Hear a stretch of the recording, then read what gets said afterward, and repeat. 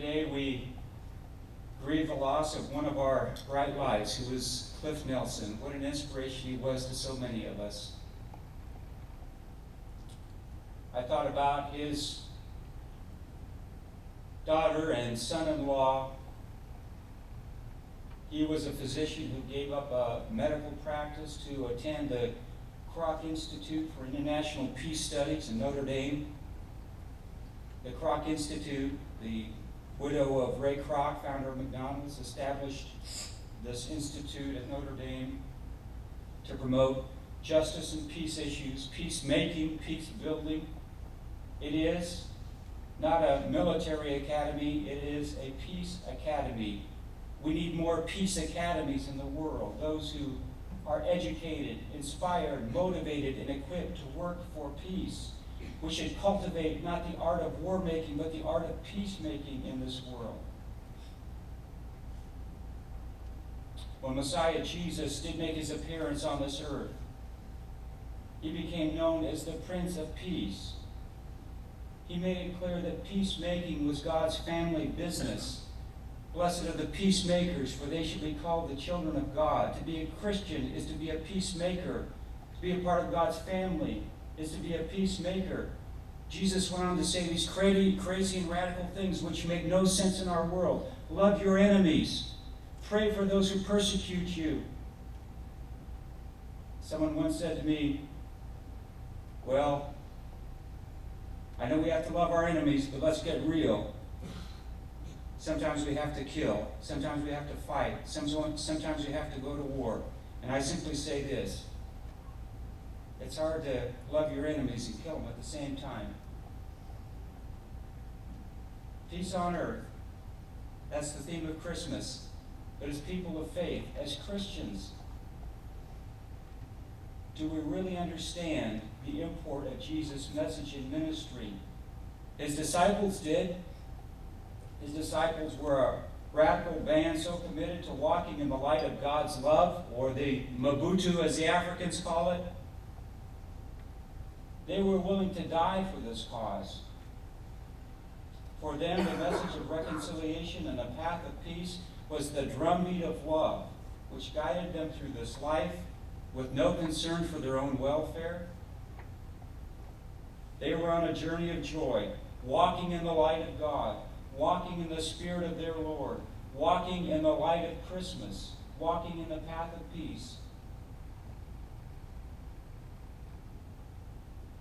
One of my friends who served in Vietnam recently sent me a little gift. It seems that some Vietnamese children have started a little business reclaiming spent cartridge shells from the war and hammering them into the shape of little crosses.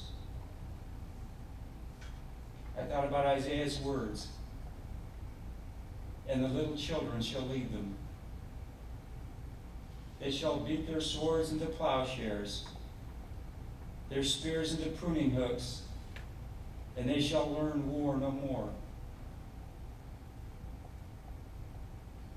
Now I understand that thoughtful people of faith have different ideas from political perspectives on how to make peace in the world, what's needed to make peace.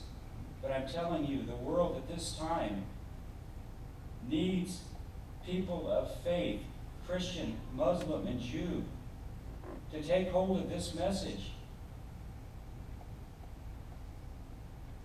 I fear that if the religious community doesn't really take hold of this message, that we're headed for a downward spiral of violence and revenge. And I believe that the religious community in this world, Christian, Muslim, and Jew, has the key to the lock of peacemaking. And I know I've heard people, critics of the church, critics of religion, say, religion is at the root of so much violence historically in this world.